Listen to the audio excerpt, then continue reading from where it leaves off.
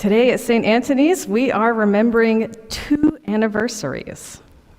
5 years ago, on June 30th of 2019, this building held its first Sunday church service.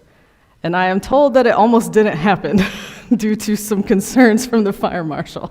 But there was perseverance, and the service happened. And 4 years ago, also June 30th in 2020, I was ordained to the priesthood. 2 anniversaries. Today's gospel is a story of 2 daughters. The first daughter is a child. Jairus, as we heard, a leader in the synagogue, pushes his way through the crowd, and when he sees Jesus, throws himself on the ground at Jesus' feet. "Teacher, my little girl is dying. Please come and lay hands on her. If you touch her, I know she will be healed and live." The second daughter is a woman. This woman is never given a name, but we know she has been suffering from bleeding for over 12 years. Not only would this ailment be uncomfortable and painful and exhausting, it would also be isolating. In this ancient culture, she would have been considered unclean, and so would anyone who touched her. And so people would have avoided her. And she struggled with that illness for 12 years. The woman has tried everything. She's seen many doctors and spent her last cent. And still, she did not get better. Instead, she got worse. But she has heard the stories. Stories about a man from Nazareth, a teacher who travels all over Galilee, teaching people, feeding them, and healing them. She has already given up everything. Now she has nothing left but just enough energy to brave the crowds in search of this man. If the stories are true, she thinks, then surely this man is blessed by God. And if I can get close enough just to touch his clothes, that will be enough. So she pushes through the crowd, reaches out, and just manages to touch his cloak with the tip of her finger. And she knows instantly the bleeding has stopped, and she is healed.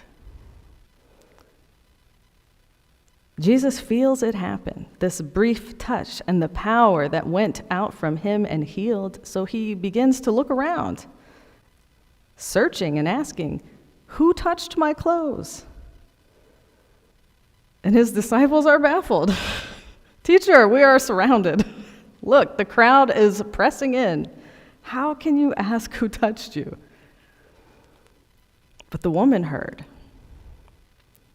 And just as Jairus threw himself at Jesus' feet just moments ago to beg for his little girl's life, this woman, shaking in fear, also fell down before Jesus and told him the whole truth. And I picture Jesus pausing to focus on her entirely. And she tells him the whole truth, the whole pain of 12 years of suffering. I picture him kind of zeroing in on her with his focus and letting the noise of this crowd just fade away.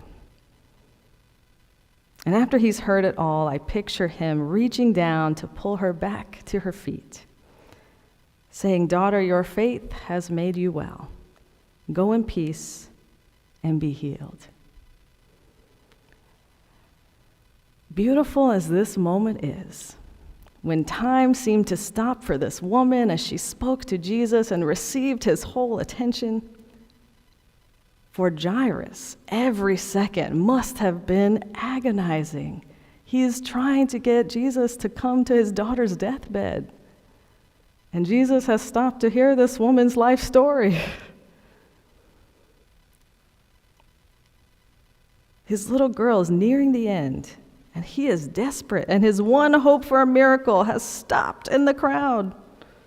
I picture this father pacing and biting his nails, grinding his teeth, maybe even begging Jesus to move it along. But Jesus is totally focused on listening to the woman. Jairus was right there, surely heard it all and knew a miracle had happened. Maybe then he felt even more hope that his daughter would get a miracle too. But then, just as Jesus has told the woman that her faith made her well, messengers appeared. And they told Jairus, "It is too late. She's gone. Don't bother Jesus, the teacher, any further." I can only imagine the heartbreak, feeling I was so close. But Jesus heard. He told Jairus, "Do not fear, only believe." He dismissed the crowd and took Jairus plus Peter, James, and John, and when they arrived to the house, the grief can probably be heard well before they make it through the door. This was just a child, a little girl. The loss of a child is one of the most unspeakable tragedies any of us can imagine. So of course, when Jesus tells this devastated family, "Why are you crying? She is just sleeping," they laugh. Their grief would have turned to anger in that moment. What a hurtful thing to say when you are so sure the worst has happened.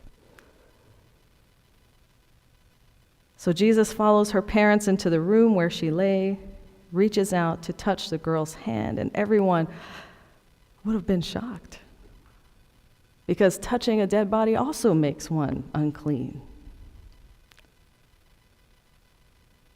But he touched her anyway. He took her hand and said, "Little girl, get up." Immediately, she got up and started walking around. I picture her holding Jesus' hand and dragging him along with her as she just chatters away, as kids do.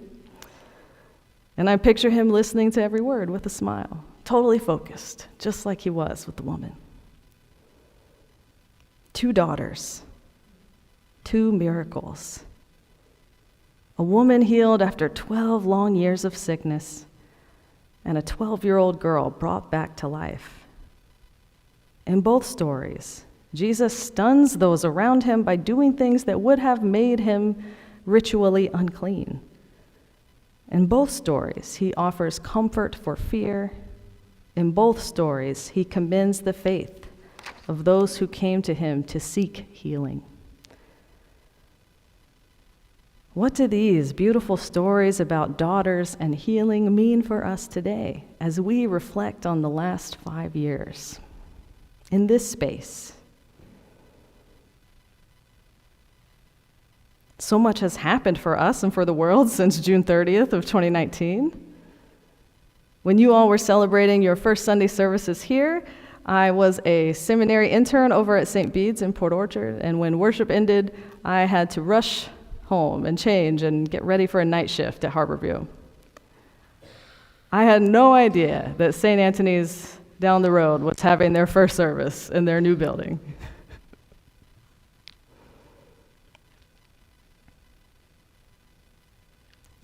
A new building that would be consecrated on November 10th, 2019, the first new church in the diocese for decades. Hugely celebratory event. And none of us had any idea that just a handful of months later, the whole world would come to a standstill.